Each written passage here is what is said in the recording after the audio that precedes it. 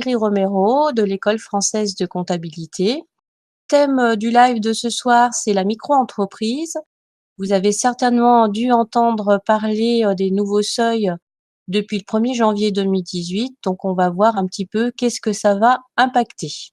Alors, c'est parti. Donc, sur la première partie de la micro. Alors, la micro-entreprise. Donc, au niveau du plan, on va voir l'historique, qui est concerné, la forme juridique, obligations liées à son activité, seuil du CA, les obligations comptables, la fiscalité, le social, comment et où payer les cotisations, les formalités, et vous aurez un petit quiz pour voir si vous arrivez à répondre à toutes ces questions. Je vais commencer par l'historique.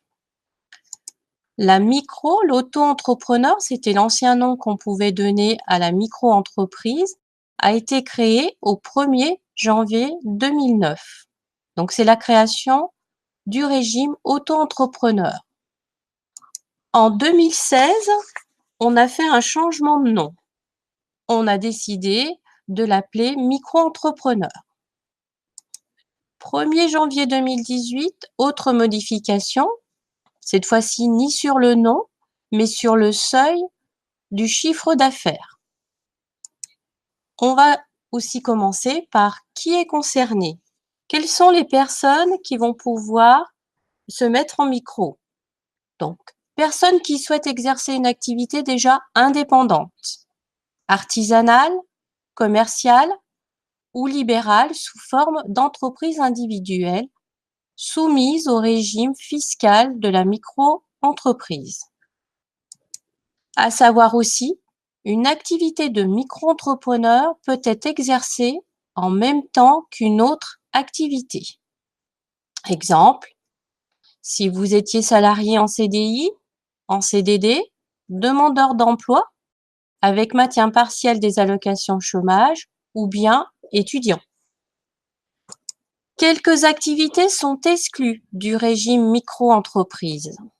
Ce sont les activités agricoles, para-agricoles, rattachées à la MSA, comme petits travaux de jardinage, paysagistes.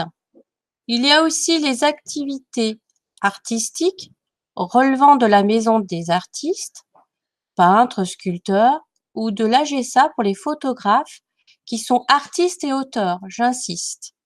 Il y a certains photographes qui vont s'installer effectivement en micro, mais ce ne sont ni des artistes ni des auteurs. Ils ne vont prendre que des portraits pour les mariages ou en studio. Certaines activités de vente ou de prestation de services, comme loueur d'immeubles, sont exclues du régime micro. Il n'est pas ouvert aussi le régime micro aux activités libérales réglementées qui ne sont pas affiliées à la CIPAV. La CIPAV, c'est un régime de retraite. Comme par exemple, donc, pour les activités réglementées, on va trouver les avocats ou les médecins. Venons ensuite à la forme juridique. On parle très souvent de micro-entreprise sans savoir qu'il se cache derrière une forme juridique. Donc, la micro-entreprise, c'est une entreprise individuelle ou EIRL. Vous savez qu'une forme juridique, elle peut être sous plusieurs formes, société ou entreprise individuelle ou EIRL. EIRL, sachant que ça veut dire entreprise individuelle à responsabilité limitée. C'est une nouvelle forme juridique qui existe depuis quelques années. Sous ce statut d'entreprise individuelle, on va donc choisir le microfiscal, le statut microfiscal et le microsocial. Donc tout ça forme la micro-entreprise. Un petit rappel pour savoir ce qui est la micro-entrepreneur, le micro-entrepreneur sous la forme juridique. Un petit rappel des formes juridiques. Donc l'entreprise individuelle, eh bien c'est une seule personne, autonomie dans la prise de décision, résidence principale insaisissable de plein droit. Autre bien immobilier, il faut faire une déclaration d'insaisissabilité possible. Pour l'EIRL, eh bien, on est toujours une seule personne. C'est ce qui vraiment caractérise ces formes juridiques. Autonomie dans la prise de décision, responsabilité limitée au patrimoine affecté, actualisation du patrimoine affecté. La différence, c'est que l'EIRL, on va affecter, on va déterminer son patrimoine professionnel. Et c'est pour ça qu'on l'appelle entreprise individuelle à responsabilité limitée. Quelques obligations liées à ces activités. Pour la micro, donc, il faut avoir une qualification professionnelle, surtout si on va être artisan. Il faut avoir une assurance qui est obligatoire. Même si on est en micro, on doit avoir une assurance professionnelle. La réglementation générale, aussi les normes techniques. Et si on est salarié, obligation de loyauté envers son employeur. Je vous ai déjà dit qu'on peut avoir une activité en micro et être salarié. Et bien sûr, une clause d'exclusivité et clause de non-concurrence. Venons en parler pour le chiffre d'affaires. Alors, le seuil du chiffre d'affaires vient d'être modifié au 1er janvier 2018. Il est passé à 170 000 € pour les activités commerciales d'achat, de vente, de restauration et de fourniture d'hébergement, hôtels, chambres, d'hôtes, gîtes ruraux et meublés de tourisme. Il est de 70 000 € pour les prestations de services et les professions libérales relevant des BNC ou des BIC. Ces chiffres d'affaires que je vous indique ici sont pour une année civile, c'est-à-dire du 1er janvier au 31 décembre. C'est pourquoi, attention, lorsque vous débutez une activité en cours d'année, ces seuils devront être appréciés au prorata du temps d'exercice de l'activité. Dans une micro-entreprise, on peut ne faire que de la vente, de l'achat-revente ou que de la restauration, ou bien que de la prestation de services. Il arrive que certaines activités pourront avoir aussi des activités commerciales et des prestations de services.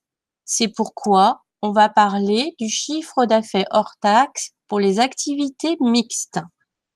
Il est important de savoir que lorsqu'on on a une activité dite mixte, le chiffre d'affaires qu'on dit ne pas dépasser, il est à ne pas dépasser sur le plus haut, à savoir 170 000 €. Qu'à l'intérieur, si vous avez des prestations de services dans votre activité, vous ne pourrez pas aller au-delà des 70 000 €. Donc, je vous laisse imaginer que le complément pour l'activité commerciale sera de 170 000 € au maximum. Je peux vous donner un exemple d'activité mixte. Je prends un exemple d'un plombier. Un plombier, il fait de la prestation de service, mais aussi il a des fournitures comme fournir une baignoire. Donc, quand il va le vendre à son client, il va bien vendre et la prestation de service et la revente de marchandises. Donc, dans son activité, ce plombier ne pourra pas aller au-delà des 70 000 € qui vont représenter sa main-d'œuvre. Et pour l'activité commerciale, il ne pourra pas aller de toute façon, au total, au-delà des 170 000 €. Donc, on est assez vite limité quand on a une activité mixte. Vous avez certainement dû entendre parler que les seuils du chiffre d'affaires ont augmenté, mais il y a un petit plus. Parce que pourquoi être en micro? C'est très souvent pour ne pas pouvoir payer de TVA ou être redevable de la TVA auprès de l'État. Or, les seuils de la TVA restent inchangés. Ce qu'on appelle la franchise de TVA reste inchangée. Donc, on peut être en micro avec des chiffres d'affaires au-delà des 82 800 et au-delà des 33 200. Donc, ça veut dire effectivement qu'on pourrait dépasser les 33 200, par exemple, et on deviendrait redevable de la TVA, ou 82 800 pour les activités toujours commerciales vente. Ça, c'est le statut de la franchise de TVA qui est vrai pour toutes les entreprises, pas que pour la micro. Donc, il faut vraiment vous souvenir qu'au niveau de la micro, on a un seuil de chiffre d'affaires total qui est de 170 000 € et de 70 000 €. Donc les 170 000, je rappelle, c'est pour les activités commerciales, achats, ventes. Et les 70 000 €, c'est pour les prestations de services et les professions libérales relevant des BNC ou des BIC.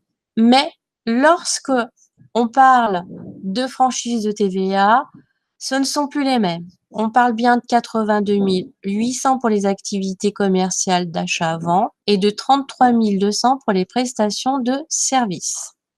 Lorsque vous facturez et que vous êtes en franchise de TVA sur tous les documents commerciaux, c'est-à-dire devis ou factures, vous devrez indiquer TVA non applicable, article 293b du Code général des impôts. La remarque que je vous ai faite au niveau du chiffre d'affaires pour le prorata, lorsque vous commencez votre activité en cours d'année, est tout aussi vrai pour les seuils de chiffre d'affaires de la franchise de TVA.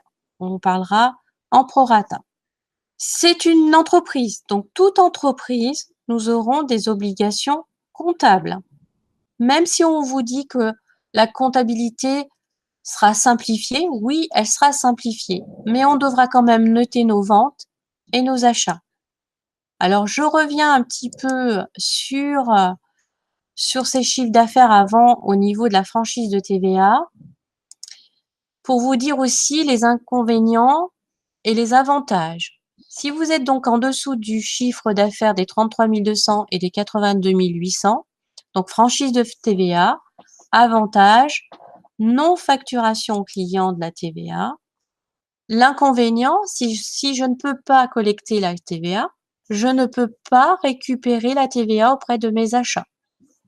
Donc, c'est une difficulté quand on va travailler avec des professionnels. Je vous indique de nouveau, devis facture, mention de TVA non applicable, article 293b du Code général des impôts. Lorsque je dépasse ces seuils de chiffre d'affaires, eh bien, automatiquement, je serai au régime de TVA. Je précise aussi que c'est pour la première année dès le premier euro de dépassement. Dès le premier euro de dépassement dans le mois, par exemple, mois de mars, on sera soumis à TVA à partir du 1er mars. Ensuite, pour les deuxièmes années, nous aurons des seuils de tolérance. Donc, je reviens à mes obligations comptables. Comptabilité simplifiée, certes, mais on devra avoir un livre de recettes et un livre de dépenses. Je vous ai fourni un exemple de livre journal des recettes. Un autre exemple, un livre journal d'achat. Vous voyez qu'il était important d'indiquer aussi bien dans le livre de journal des recettes, mais dans le livre journal d'achat, vous devez indiquer la date, la référence de la pièce, ici le fournisseur puisque c'est les achats, la nature, le montant et le mode de paiement. Donc, au niveau des recettes, au lieu d'indiquer le fournisseur, vous allez indiquer le client, la nature aussi, le montant et le mode de paiement.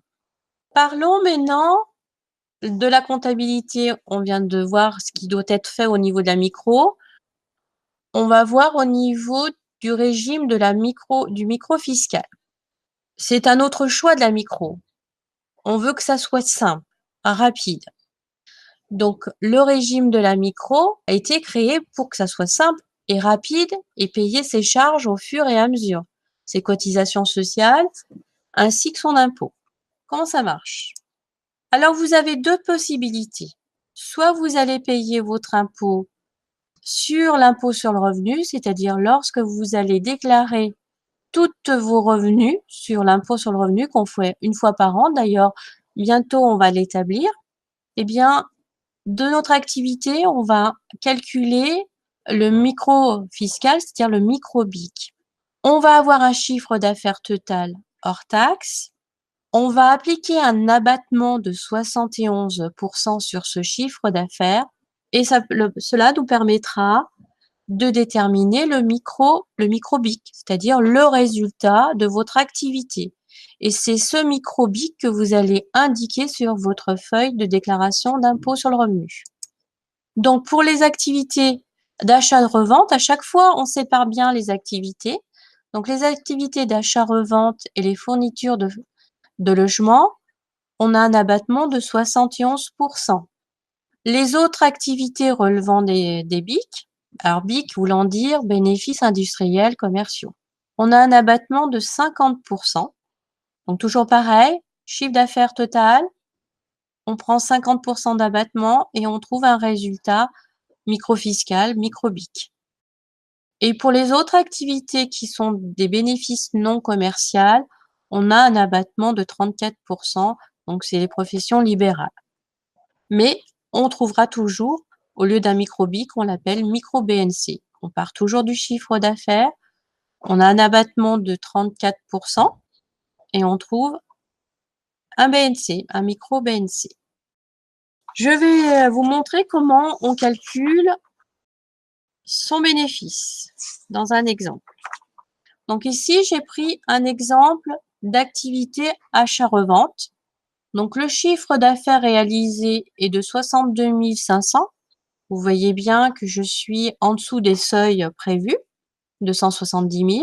Pour trouver donc mon bénéfice, mon micro-BIC, je vais faire 62 500 fois 71%, ce qui me donne 44 375 €. Et ces 44 375 €, c'est bien ce que je vais déclarer sur ma feuille d'imposition, c'est-à-dire ma feuille d'impôt sur le revenu. Autre exemple, cette fois-ci pour les prestations de services. Donc, j'ai pris un chiffre d'affaires réalisé annuel de 50 500.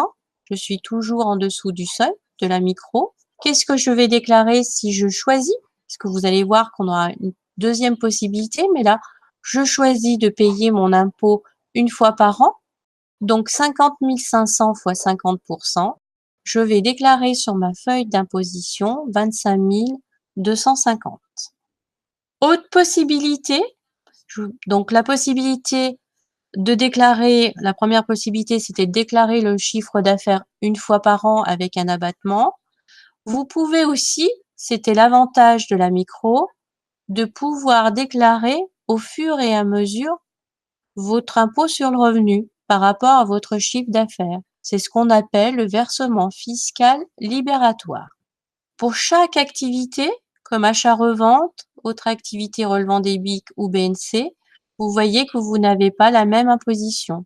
On partira toujours du chiffre d'affaires et tous les mois ou tous les trimestres, on va payer 1% pour les achats-reventes, 1,7 pour les activités relevant des BIC et de 2,2% pour les BNC.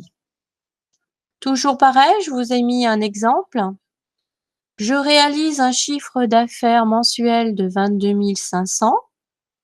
Donc, je vais déclarer de façon mensuelle, donc pour le mois, 22 500 fois 1%, je paierai en même temps que mes cotisations sociales, je paierai 225 €. Pour les prestations de services, j'ai un chiffre d'affaires hors taxe réalisé de 8 500 €. Eh bien, je prends 8 500 € fois 1,70%, ce qui me donne 144,50 €. Et ça, je vais le déclarer aussi une fois par mois en même temps que mes cotisations sociales. Alors, l'option, elle est très intéressante si vous avez des impôts à payer.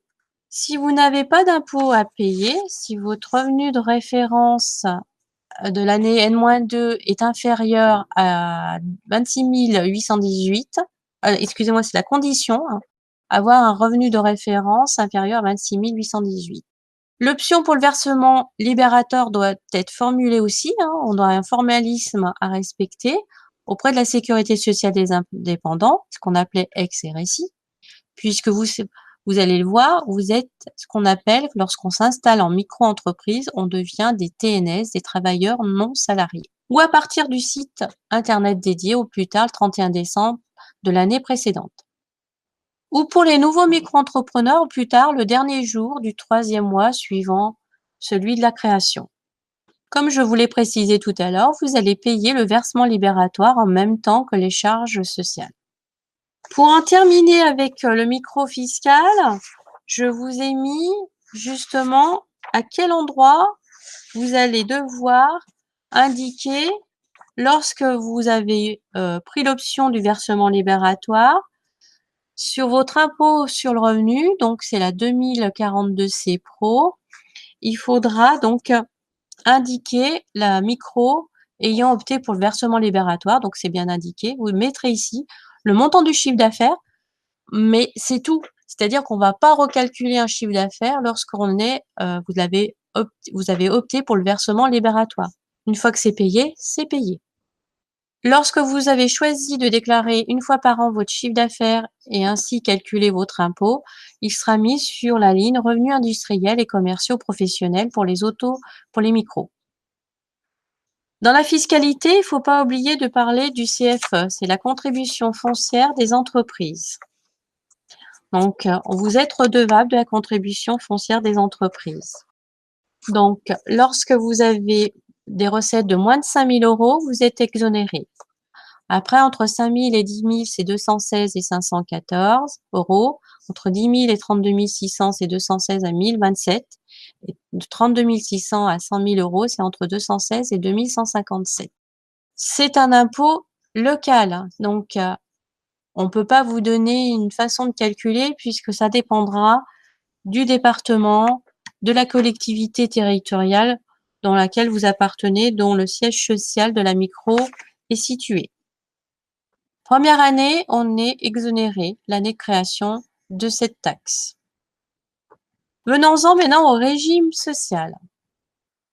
Donc le régime social, lui aussi, il va être découpé en fonction des activités que vous avez. Chaque fois, donc chaque mois ou chaque trimestre, on le verra ensuite, vous allez déclarer selon votre chiffre d'affaires encaissé vos cotisations sociales. Donc pour les achats-reventes, c'est 12,80 €. Pour les autres prestations comme de services commerciaux, c'est 22%. Pour les activités mixtes, eh bien, il faudra indiquer la vente de marchandises, ça sera 12,80 €. Et pour les prestations, ça sera 22%. Et pour les autres activités libérales qui ne dépendent pas de la CIPAV, au titre de la retraite, c'est ce que je vous expliquais, c'est 22%.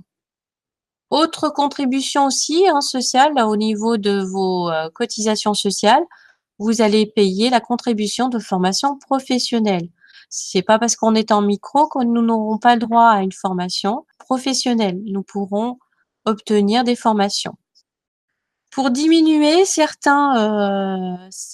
fois au niveau des cotisations sociales, ceux qui peuvent bénéficier de l'ACRE n'auront pas à payer 12,80 €, 22% des cotisations sociales. On aura une minoration des cotisations sociales et ce pendant 3 ans. Il faut certaines conditions pour pouvoir bénéficier de l'ACRE. Un exemple de cotisation, de calcul des cotisations sociales. Donc, on prend notre chiffre d'affaires ici du mois d'avril. On a 2 500 €. C'est une activité commerciale d'achat-revente. Donc, je fais 2 500 fois 12,80 et donc je serai redevable de 320 € au niveau des cotisations sociales. Un autre exemple d'activité de prestation de service. Donc, le chiffre d'affaires encaissé au mois d'avril est de 2 500 €. Eh bien, je ferai 2 500 fois 22% égale 550 €. Donc, je suis redevable auprès de la sécurité sociale des indépendants de 550 €. Je vous ai fait aussi le calcul pour l'activité mixte. Donc, on a des ventes de marchandises pour 1 500, des prestations de services pour 1 000 et vous voyez bien qu'on fait chaque part. Pour la vente de marchandises, eh bien, vous allez appliquer un taux de 12,80 €. Donc pour 1 500, ça fait 192 €. Pour 1 000 €, on va appliquer le taux de 22%, le taux de cotisation. Ça nous donne bien 220 €. Au total, on additionne bien les 192 et les 220, ce qui nous donne 412 €. Vous serez redevable de 412 €. Alors ensuite, comment et où payer les cotisations? À quelle date? À vous de choisir. Vous aurez le choix entre le mensuel et trimestriel. Donc, vous allez choisir dès la déclaration, lorsque vous allez vous inscrire. Celle qui est compliquée, c'est la première déclaration. Vous allez attendre 90 jours pour pouvoir déclarer vos toutes premières déclarations. Donc là, ici, j'ai pris un exemple, hein. Vous avez débuté une activité en février, donc on attend 90 jours, donc fin avril. On ouvre la période au mois de mai, donc on inscrit au mois de mai combien de chiffres d'affaires on a fait. Bah, du coup, on rattrape un petit peu hein, sur février, mars, avril et mai. Et au mois de juin, on payera à ce moment-là nos cotisations sociales. Donc, ce qui est bien à penser, c'est que on fera attention au début de notre activité, puisque ça ne se fera pas tout de suite, de pouvoir mettre au niveau trésorerie, de prévoir aussi dans notre budget de trésorerie. C'est pas parce qu'encore une fois, on est en micro-entreprise qu'on ne prévoit pas de faire un budget de trésorerie. Lorsque vous avez choisi le trimestre, donc c'est toujours pareil, il y aura une période de 90 jours. Alors, on fonctionne en trimestre civil. Donc ici, pour mon exemple de février, on commence en février. Donc le trimestre à déclarer, ça sera février, mars, avril.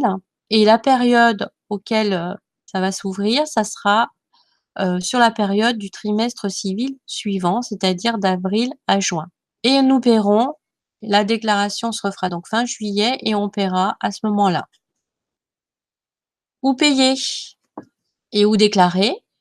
Donc, on déclare auprès de l'URSSAF, on déclare le chiffre d'affaires réalisé et tout ça se passe sur un site qui s'appelle le site l'auto-entrepreneur.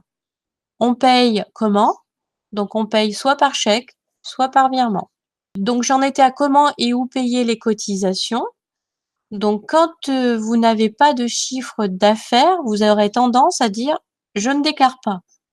Si vous faites ça, vous allez avoir des pénalités de retard d'un montant égal à 1,5% du plafond mensuel de la sécurité sociale, soit pour 2018 à 50 € pour chaque déclaration non souscrite. Donc, même si vous faites 0 chiffre d'affaires, il faudra quand même l'indiquer sur le site. À la place du chiffre d'affaires réalisé, par exemple 1 000 €, ben vous mettrez 0. Donc, il est très important d'y aller tous les mois ou tous les trimestres. Les formalités de création, on dit qu'elles sont simplifiées. Donc, quand vous êtes déclaration d'activité micro-entrepreneur, vous allez avoir un régime de micro-fiscal, donc le choix.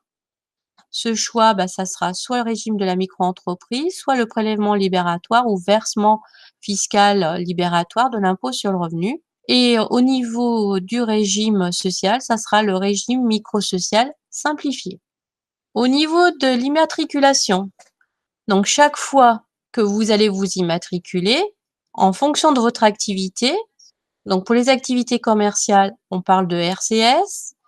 Pour les activités artisanales, on parle de registre des métiers. Et pour les activités libérales, c'est auprès de l'URSSAF. Les formalités, où et comment se déclarer. Donc, je vous ai mis les 3 sites où vous pourrez vous déclarer.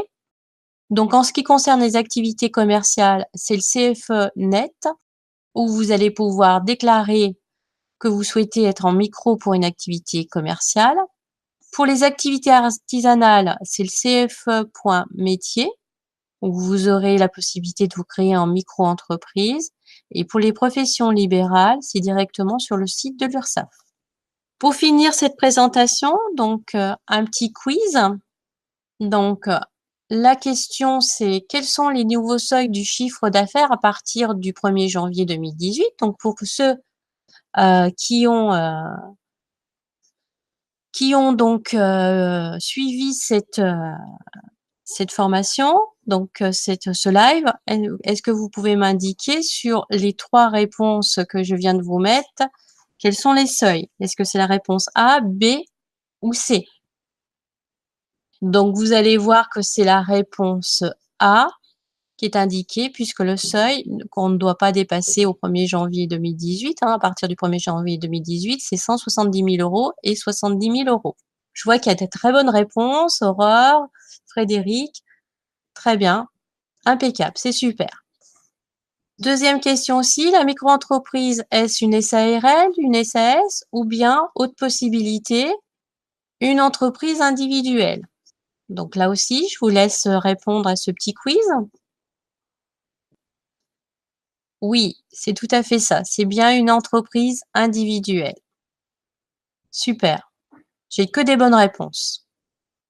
Ah, je sais pas, SARL? Non. Une SARL, pour être une SARL, il faut être plusieurs déjà, donc on parle d'associés. Donc ça sera un choix pour plus tard au niveau, lorsque vous allez évoluer dans une autre activité, pas activité, mais la micro, elle est là le temps que vous regardiez si votre activité fonctionne bien, si vous allez pouvoir être du coup rémunéré quelque part. Donc on commence très souvent en micro, puis par simplicité aussi, parce que c'est simple. On dit très souvent, on se met en micro, on a besoin de faire qu'un clic. Après, vous allez pouvoir évoluer sur une autre entreprise, soit une entreprise individuelle dite classique, en régime réel, ce qu'on appelle au régime réel, ou bien si vous avez décidé d'être plusieurs pour continuer cette aventure, donc vous aurez le choix de créer une société de type SARL ou une SAS.